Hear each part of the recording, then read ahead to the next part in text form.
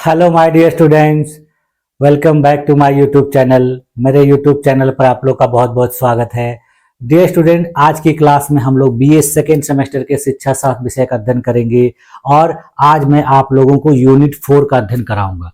जैसा कि मैंने आप लोगों को सिलेबस में बताया था कि आपके इस सेकेंड सेमेस्टर के यूनिट 4 का जो रिलेशन है वह स्वतंत्र भारत की शिक्षा नीतियों से, यानी चौथे यूनिट में हम लोग को स्वतंत्र भारत की शिक्षा नीतियों के बारे में पढ़ना है। स्वतंत्रता के बाद भारत में कौन कौन सी शिक्षा से संबंधित नीतियां लाई गई, उसके लिए किन किन आयोगों का गठन किया गया, तो उन आयोगों में 5 महत्वपूर्ण आयोगों के बारे में हमको पढ़ना है और फिर सबसे लास्ट में पढ़ना है जो राष्ट्रीय शिक्षा नीति 2020 की आई है उसके बारे में। तो सबसे पहले आज की क्लास में हम लोग पढ़ते हैं शुरुआत के 3 शिक्षा से संबंधित आयोगों के बारे में, जिसमें सबसे पहला जो आयोग गठित किया गया था आजादी के बाद, स्वतंत्रता के बाद, वो राधा कृष्णन आयोग था। उसके बाद फिर 2-3 साल के बाद माध्यमिक शिक्षा में सुधार करने के लिए मुदालियार आयोग गठित किया गया। फिर उसके बाद भारत में शिक्षा में बेहतर तरीके से बृहद स्तर पर सुधार करने के लिए कोठारी आयोग का गठन किया गया। तो इन तीनों आयोगों का अध्ययन हम लोग आज की क्लास में करेंगे और इसमें देखेंगे कि इन आयोगों ने अपने सुझावों में भारत सरकार को क्या क्या कहा था और भारत सरकार ने इनके सुझावों के आधार पर अपने देश की शिक्षा व्यवस्था में क्या क्या बदलाव किए थे और करने का जो प्रयास था वो जारी रखा था। तो चलिए आइए देखते हैं इन आयोगों को एक एक करके हम लोग डिटेल में। चलिए देखिए, सबसे पहले हम लोग को पढ़ना है राधा कृष्णन आयोग, राधा कृष्णन कमीशन के बारे में। तो देखिए, इस आयोग का आधिकारिक जो नाम था यानी यूनिवर्सिटी एजुकेशन कमीशन, यानी आधिकारिक नाम क्या था? यूनिवर्सिटी एजुकेशन कमीशन, यानी विश्वविद्यालय शिक्षा आयोग 1948-39। ठीक है। इस आयोग के जो अध्यक्ष थे वो डॉक्टर सर्वपल्ली राधाकृष्णन थे, यानी इस आयोग की अध्यक्षता डॉक्टर सर्वपल्ली राधाकृष्णन के द्वारा की गई थी। राधाकृष्णन जो थे वो एक महान दार्शनिक, शिक्षक और अपने भारत के दूसरे राष्ट्रपति बने थे। तो इन्हीं की अध्यक्षता में इस आयोग का गठन किया गया। इस आयोग का जो गठन किया गया था वो देखिए किस प्रकार से किया गया था, क्यों किया गया था। स्वतंत्रता प्राप्ति के बाद भारत को एक मजबूत और सुदृढ़ उच्च शिक्षा प्रणाली की आवश्यकता महसूस हुई। उच्च शिक्षा को आधुनिक बनाने, उसकी गुणवत्ता को सुधारने और इसे राष्ट्रीय आवश्यकताओं के अनुरूप ढालने के उद्देश्य से भारत सरकार ने 1948 में विश्वविद्यालय शिक्षा आयोग का गठन किया। यानी आजादी के पहले अपने देश में उच्च शिक्षा से संबंधित जो कुछ भी कार्य किया जा रहा था वो ब्रिटिशों के आधार पर, यानी ब्रिटिश शासन के आधार पर किया जा रहा था और वो जो सुधार था वो अपने देश के लोगों की जरूरतों और आवश्यकताओं के अनुसार नहीं था। वो उतना गुणवत्तापूर्ण नहीं था जितना हम जैसे लोगों को उसकी जरूरत थी। वो गुणवत्तापूर्ण था लेकिन ब्रिटिशों के लिए, यानी वो अपने अनुसार शिक्षा हम लोगों को प्रदान करते थे। तो इन्हीं सारी चीजों को ध्यान में रखकर जब आजादी के बाद देश की सरकार ने इस आयोग का गठन किया तो इस आयोग को 4 नवंबर 1948 को स्थापित किया गया और इस आयोग ने 1949 में अपनी रिपोर्ट प्रस्तुत की। इस आयोग के गठन के प्रमुख उद्देश्यों को देखिए, एक एक करके देख लेते हैं हम लोग। पहला उद्देश्य क्या था कि भारत की उच्च शिक्षा प्रणाली का मूल्यांकन करना। दूसरा उद्देश्य क्या था, देखिए, विश्वविद्यालयों की भूमिका और उद्देश्य को निर्धारित करना। तीसरा उद्देश्य था शिक्षा की गुणवत्ता में सुधार के लिए आवश्यक सिफारिशें देना। चौथा उद्देश्य था शिक्षा को राष्ट्रीय आवश्यकताओं, सांस्कृतिक मूल्यों और वैज्ञानिक दृष्टिकोण से जोड़ना। और पांचवा उद्देश्य था अनुसंधान और नवाचार को बढ़ावा। यानी इन्हीं 5 प्रमुख उद्देश्यों को ध्यान में रखकर इस आयोग का गठन किया गया था। इस आयोग की देखिए क्या प्रमुख सिफारिशें थी, मुख्य सिफारिशें, इसने सरकार को क्या क्या सुझाव दिए थे, उनमें हम लोग एक एक करके इनको देखते हैं। सबसे पहला उन्होंने सुझाव दिया था कि विश्वविद्यालयों का उद्देश्य क्या होना चाहिए, यानी ऑब्जेक्टिव्स ऑफ यूनिवर्सिटीज इंडिया में क्या होनी चाहिए, यानी किस उद्देश्य से विश्वविद्यालयों को काम करना चाहिए। देखिए, विश्वविद्यालयों का उद्देश्य छात्रों का संपूर्ण विकास करना होना चाहिए। शिक्षा का उद्देश्य केवल डिग्री प्राप्त करना नहीं है, बल्कि चारित्रिक, नैतिक और बौद्धिक विकास भी होना चाहिए। यानी विश्वविद्यालयों को ऐसी शिक्षा प्रदान करनी चाहिए जिसमें केवल उनको डिग्री न दी जाए, बल्कि उनका चारित्रिक विकास हो, नैतिक विकास हो और शैक्षिक बौद्धिक विकास हो। उच्च शिक्षा में राष्ट्र निर्माण, वैज्ञानिक दृष्टिकोण और मानवता के विकास पर जोर दिया जाए। यानी विश्वविद्यालयों को इन सारे चीजों पर गौर करके तब शिक्षा प्रदान करनी चाहिए। दूसरा, उन्होंने देखिए शिक्षा प्रणाली में सुधार के लिए सुझाव दिया। उन्होंने कहा कि भारत में उच्च शिक्षा के पाठ्यक्रम को आधुनिक बनाया जाए, उच्च शिक्षा प्रणाली को आर्थिक, सामाजिक और सांस्कृतिक आवश्यकताओं के अनुरूप ढाला जाए, शिक्षा में अनुसंधान और व्यावहारिकता पर जोर दिया जाए। यानी शिक्षा में प्रैक्टिकली, व्यवहारिक शिक्षा को ज्यादा महत्व दिया जाए, रिसर्च पर जोर दिया जाए, जिससे भारत की शिक्षा अपने देश की जरूरतों के अनुसार, सांस्कृतिक आवश्यकताओं के अनुसार, सांस्कृतिक मूल्यों के अनुसार विकसित हो सकेगी। तीसरा, देखिए उन्होंने सुझाव दिया पाठ्यक्रम और पाठ्य विषय से संबंधित, यानी क्यूरिकुलम एंड सिलेबस से संबंधित।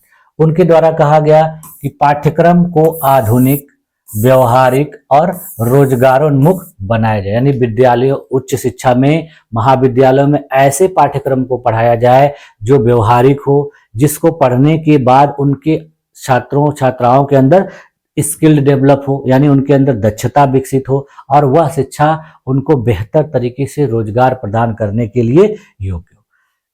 इसमें देखिए उन्होंने कहा कि सामाजिक विज्ञान, प्राकृतिक विज्ञान, तकनीकी शिक्षा, नैतिक शिक्षा और मानविकी को इसमें शामिल किया जाए।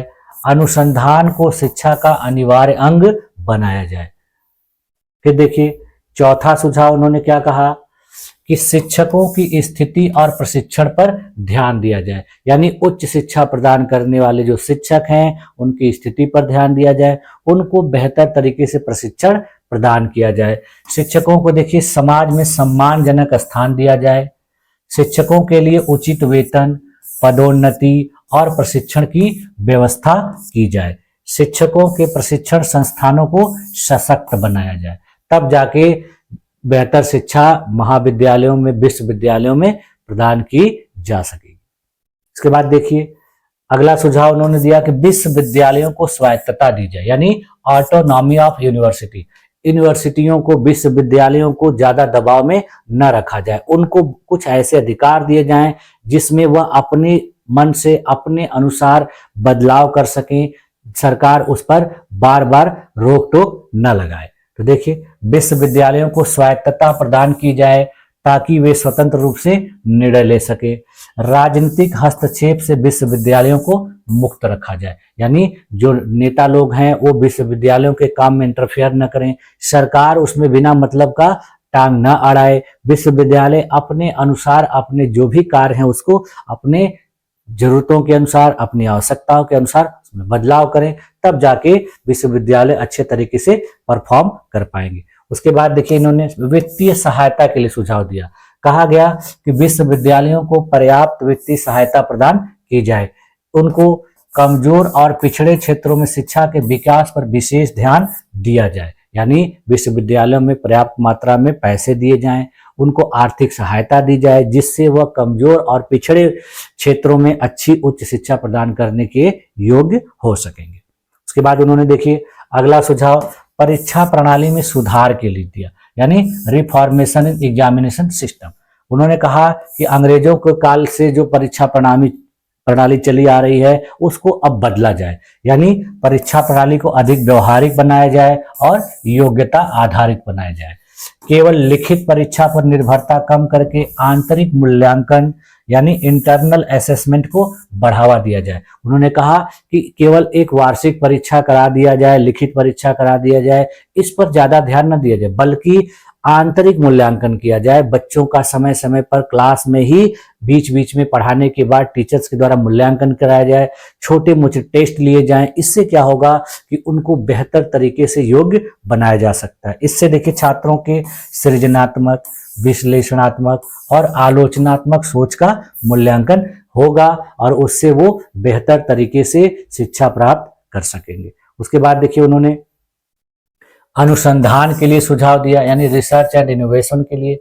उन्होंने कहा कि अनुसंधान को विश्वविद्यालय शिक्षा का अभिन्न हिस्सा बनाया जाए, यानी इसका एकदम मेन पार्ट बनाया जाए, यानी अनुसंधान को विश्वविद्यालय से अलग नहीं किया जाए।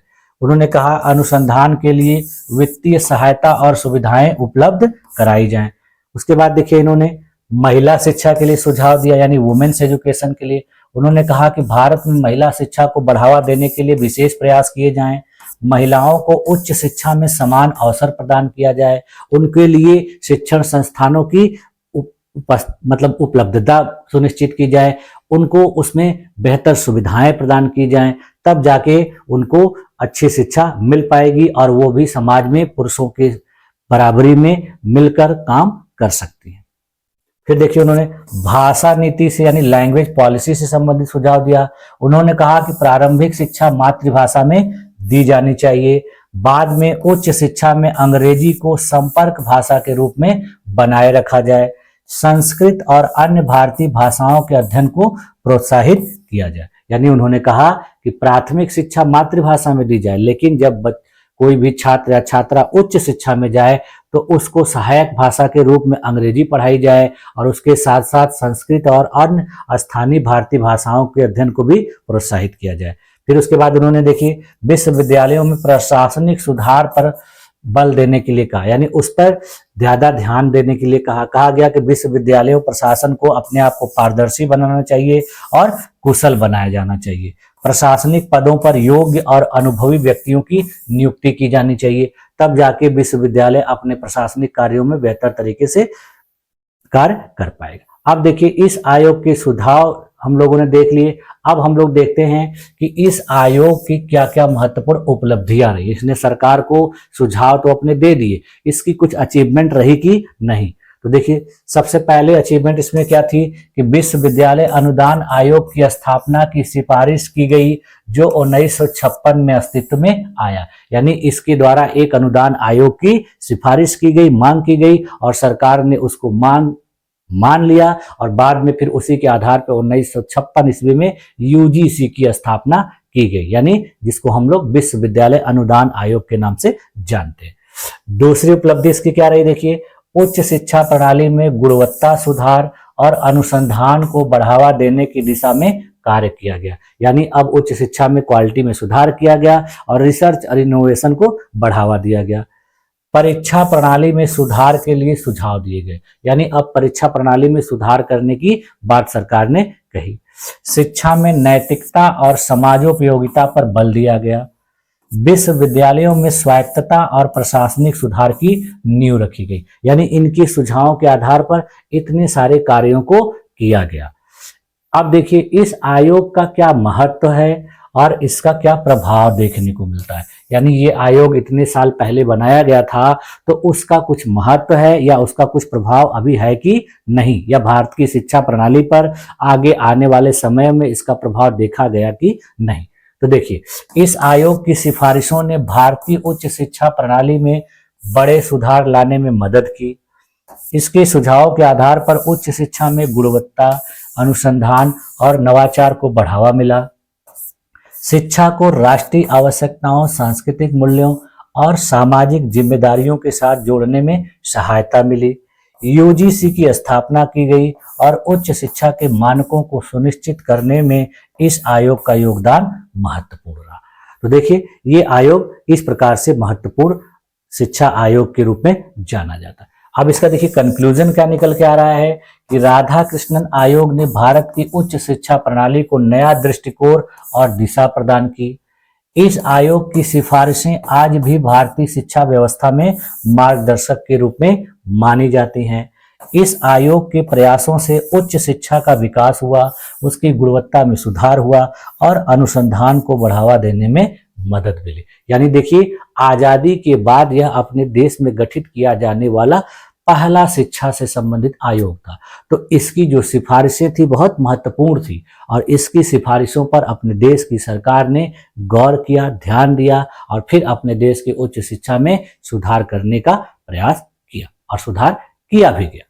ठीक है। अब देखिए इसके बाद उच्च शिक्षा के बाद अपने देश की सरकार ने अपने देश में माध्यमिक शिक्षा में सुधार करने के लिए एक आयोग का गठन किया और उस आयोग का नाम था मुडालियर आयोग। इस आयोग का देखिए आधिकारिक नाम था माध्यमिक शिक्षा आयोग, यानी सेकेंडरी एजुकेशन कमीशन 1952 से 1953। तो देखिए इस आयोग की अध्यक्षता किसने की? इस आयोग का नेतृत्व प्रसिद्ध शिक्षाविद डॉक्टर लक्ष्मण स्वामी मुडालियर के द्वारा किया गया। इस आयोग का गठन देखिए किस स्थिति में किया गया था? भारत में स्वतंत्रता प्राप्ति के बाद शिक्षा व्यवस्था को सुधारने की आवश्यकता महसूस की गई थी, जिसके लिए उच्च शिक्षा के लिए जो है राधाकृष्णन आयोग का गठन किया गया था। और फिर माध्यमिक शिक्षा के क्षेत्र में सुधार करने के लिए भारत सरकार ने 23 सितंबर 1952 ईस्वी को माध्यमिक शिक्षा आयोग यानी मुडालियर आयोग का गठन किया। इस आयोग का उद्देश्य माध्यमिक शिक्षा प्रणाली का मूल्यांकन करना और उसमें आवश्यक सुधारों के लिए सुझाव देना था। यानी इस आयोग का गठन किया गया था कि भारत की जो माध्यमिक शिक्षा प्रणाली है उसका मूल्यांकन करिए और फिर उसमें सुधार कैसे किया जाए, क्या क्या किया जाए, उसके लिए सुझाव दीजिए। तो देखिए इस आयोग के मुख्य उद्देश्यों को हम लोग इस प्रकार से देख सकते हैं कि पहला उद्देश्य इसका क्या था कि माध्यमिक शिक्षा के उद्देश्यों को निर्धारित करना, यानी माध्यमिक शिक्षा का क्या क्या उद्देश्य होना चाहिए। दूसरा, माध्यमिक शिक्षा की गुणवत्ता में सुधार लाना। माध्यमिक शिक्षा की जो क्वालिटी अंग्रेजों के समय थी, अब उस क्वालिटी को बेहतर करके उसको और अच्छा किया जाए। शिक्षा प्रणाली को देश की सामाजिक, आर्थिक और सांस्कृतिक आवश्यकताओं के अनुरूप बनाया जाए। यानी भारत में जो माध्यमिक शिक्षा है वह यहाँ के लोगों के सामाजिक, आर्थिक और सांस्कृतिक जरूरतों के अनुरूप बनाई जाए। शिक्षकों की गुणवत्ता और प्रशिक्षण में सुधार किया जाए। छात्रों में नैतिक, सामाजिक और सांस्कृतिक मूल्यों का विकास करना। यानी इतने उद्देश्यों को ध्यान में रखकर इस आयोग का गठन किया गया।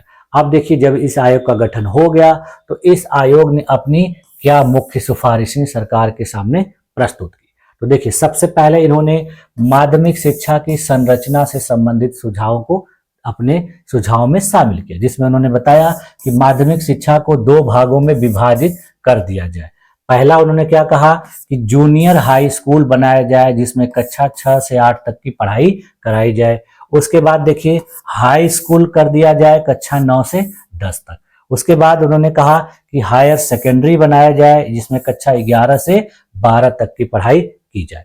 और इस आयोग ने ही 10+2 प्रणाली की नींव रखी, जिसे बाद में शिक्षा नीति में शामिल किया गया। यानी इसी आयोग के आधार पर अपने देश में जो 10+2 प्रणाली थी वो लागू की गई थी। देखिए दूसरा चीज इन्होंने माध्यमिक शिक्षा के उद्देश्य से संबंधित सुझाव दिया।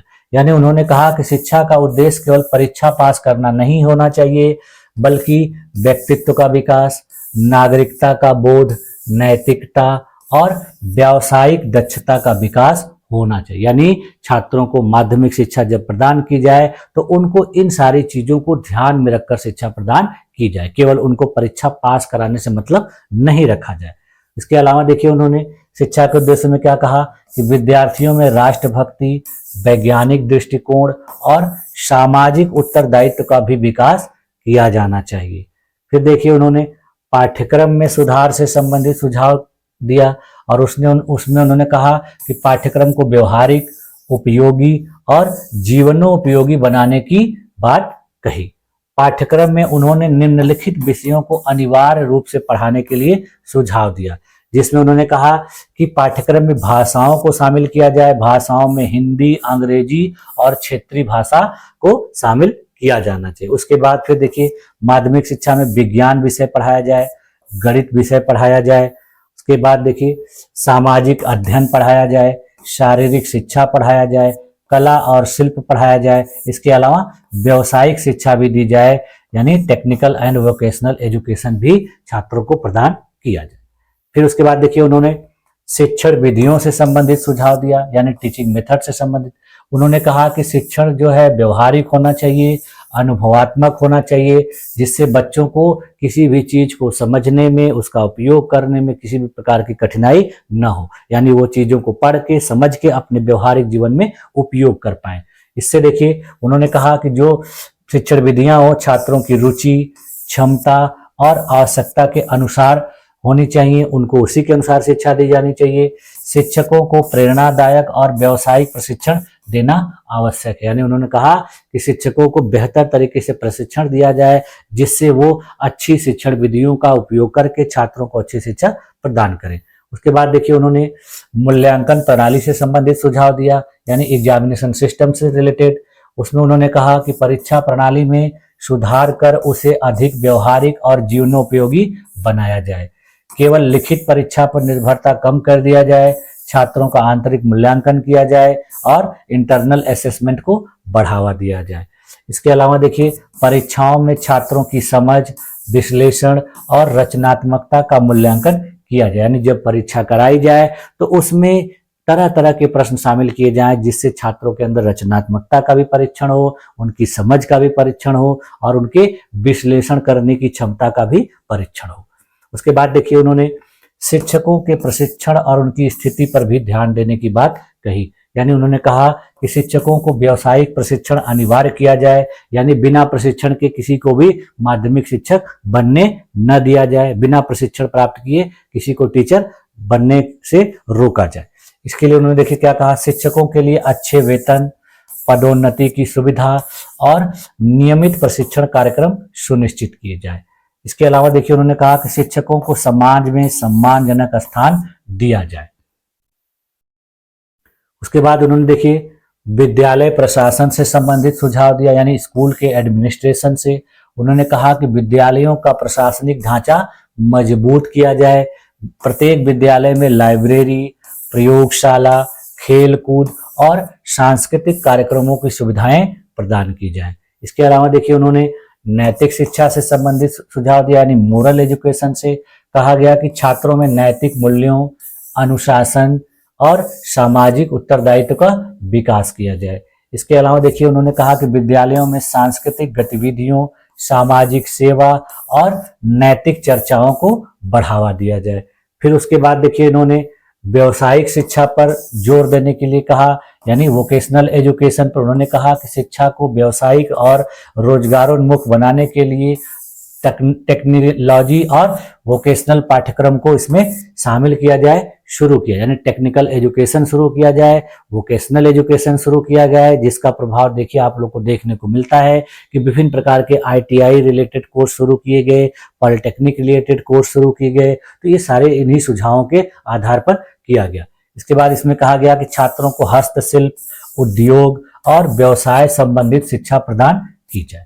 फिर उसके बाद देखिए इन्होंने भाषा से रिलेटेड सुझाव दिया, भाषा नीति यानी लैंग्वेज पॉलिसी से।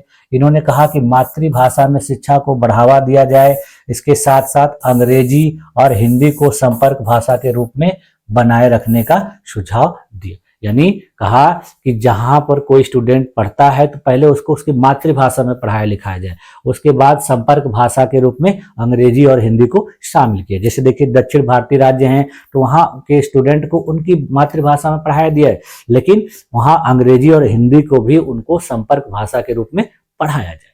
तो ऐसी बात उन्होंने कही थी। अब देखिए इन सारी सुझावों के आधार पर इस आयोग की क्या उपलब्धियां रही और इसका क्या महत्व रहा। तो देखिए इस आयोग के सुझाव के आधार पर भारत में 10+2 शिक्षा प्रणाली की अवधारणा स्वीकार की गई और इसी आयोग के सुझावों से इसकी उत्पत्ति हुई, यानी भारत में 10+2 जो शिक्षा प्रणाली लागू हुई पहले इसी आयोग ने सुझाव दिया था। इसके बाद देखिए पाठ्यक्रम में विविधता और व्यावसायिक शिक्षा का महत्व बढ़ गया, परीक्षा प्रणाली में सुधार करके आंतरिक मूल्यांकन को प्रोत्साहित किया गया, शिक्षक प्रशिक्षण की व्यवस्था को सुदृढ़ किया गया, विद्यालयों में सांस्कृतिक और नैतिक शिक्षा को बढ़ावा मिला, भारत की माध्यमिक शिक्षा प्रणाली को व्यवस्थित और आधुनिक बनाने में इस आयोग की सिफारिशें मील के पत्थर के रूप में साबित हुई। तो इस आयोग का देखिए कंक्लूजन क्या निकल के आया, निष्कर्ष क्या निकल के आया कि मुडालियर आयोग ने भारतीय माध्यमिक शिक्षा प्रणाली को व्यवहारिक, गुणवत्तापूर्ण और जीवनोपयोगी बनाने के लिए महत्वपूर्ण दिशा निर्देश प्रदान किए थे। इस आयोग की सिफारिशों ने भारतीय शिक्षा व्यवस्था को नया दृष्टिकोण दिया और आगे चलकर राष्ट्रीय शिक्षा नीति में भी इसका प्रभाव देखा गया। यानी अभी जो अपने देश में राष्ट्रीय शिक्षा नीति लागू की गई है उस पर भी इसका प्रभाव देखने को मिलता है। अब देखिए अगला जो आयोग है वो कोठारी आयोग है। यानी इस आयोग का गठन थोड़े से देर में किया गया, यानी कुछ गैप, यानी 1952-53 के बाद बृहत स्तर पर एक बड़े आयोग का गठन किया गया 1964 से 66 के दौरान। तो देखिए इस आयोग का जो आधिकारिक नाम था भारतीय शिक्षा आयोग, यानी इंडियन एजुकेशन कमीशन 1964 से 66। इस आयोग की देखिए अध्यक्षता किसने की थी?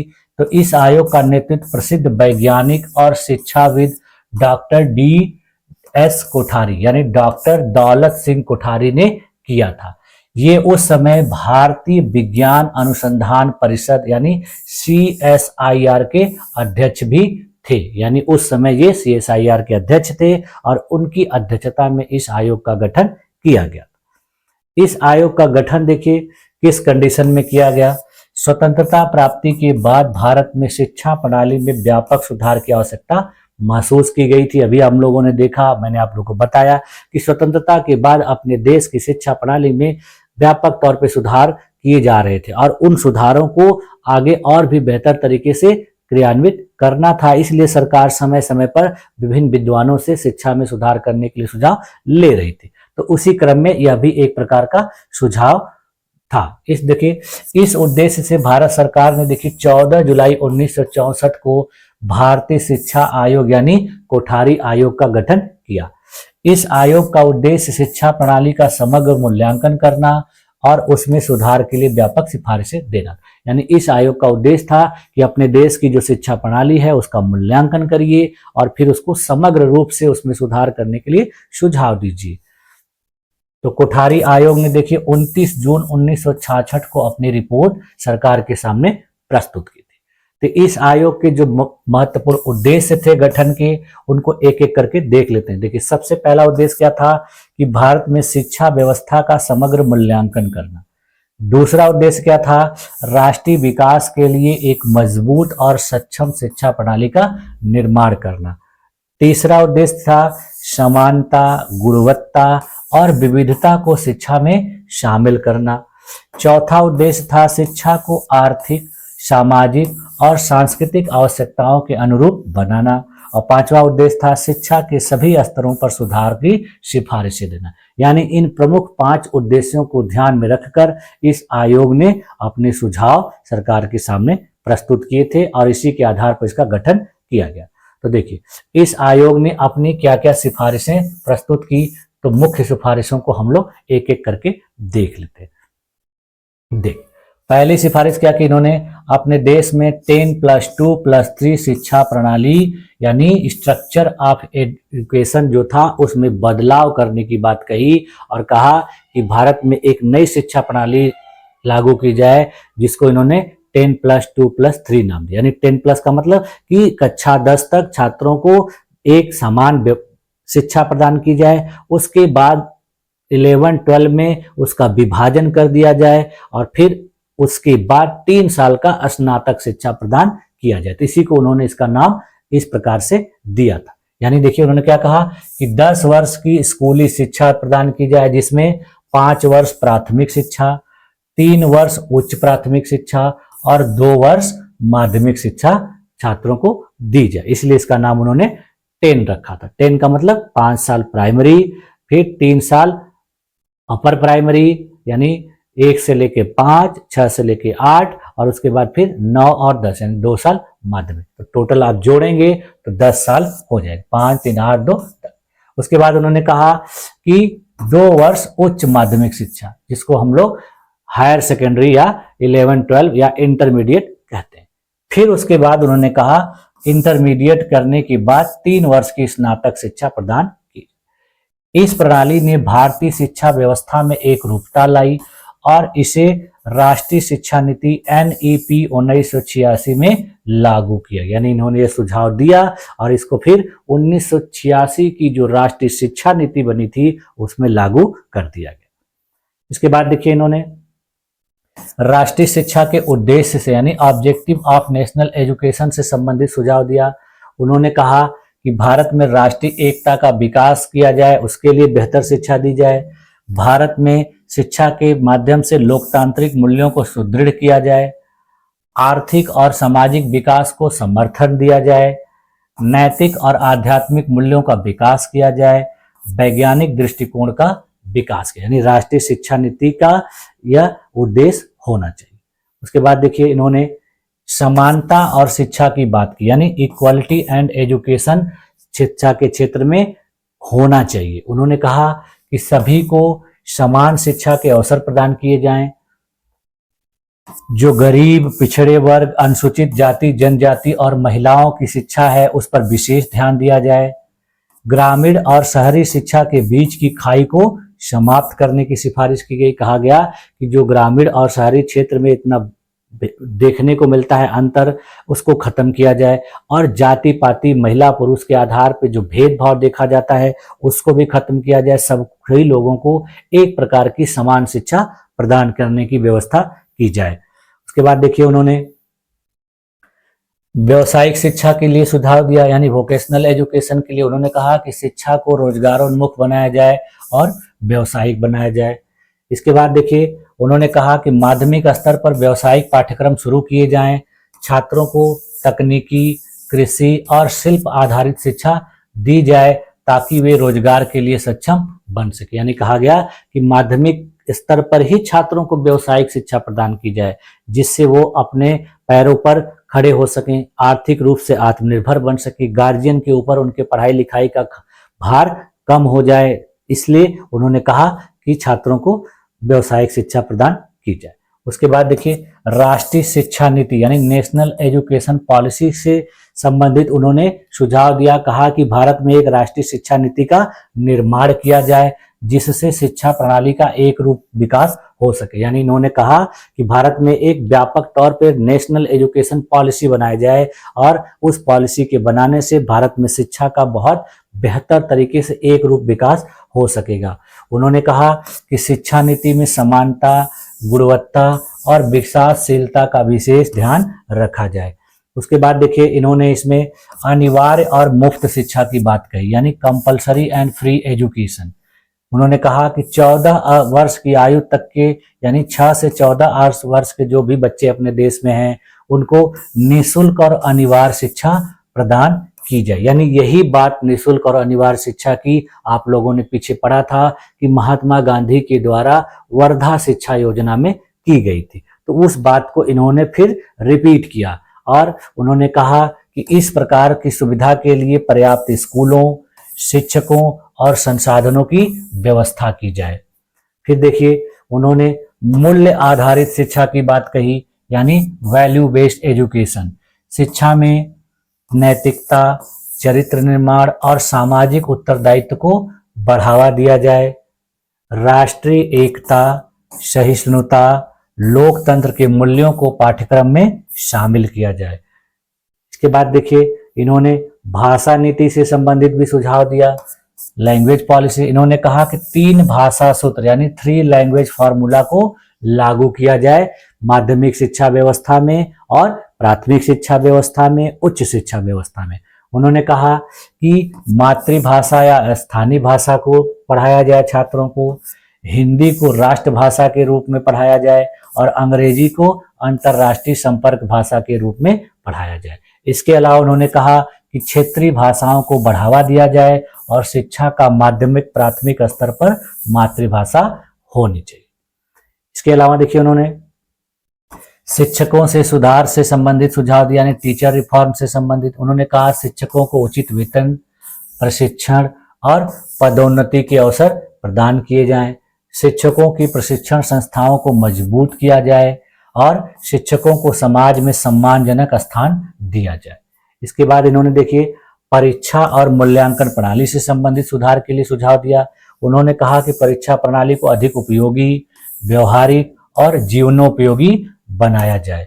इसके अलावा उन्होंने कहा कि आंतरिक मूल्यांकन को प्रोत्साहित किया जाए, केवल परीक्षा परिणाम के आधार पर छात्रों की योग्यता का निर्धारण नहीं किया। यानी यही दोनों बातें देखिए इसके पहले के आयोगों में भी की गई थी। यानी केवल परीक्षा कराकर छात्रों को पास करके डिग्री सर्टिफिकेट मार्कशीट देना मत समझा जाए, बल्कि उनको योग्य बनाया जाए, उनके अंदर कुशलता विकसित की जाए, उनको रोजगार के योग्य बनाया जाए, तब जाके शिक्षा का असली मकसद साथ काम आएगा।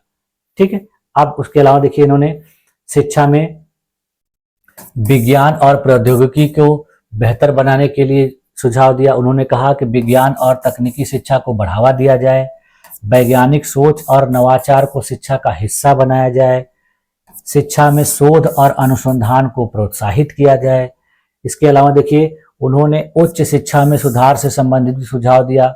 उन्होंने कहा कि विश्वविद्यालयों में अनुसंधान, नवाचार और गुणवत्ता बढ़ाने पर जोर दिया जाए।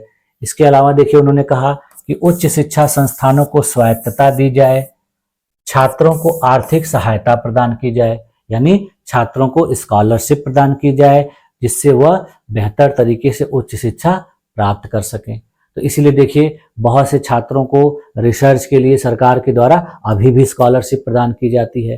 तो ये सब इन्हीं सुझावों के आधार पर किया गया। अब देखिए इस आयोग की उपलब्धियां क्या रही, यानी महत्वपूर्ण उपलब्धियां।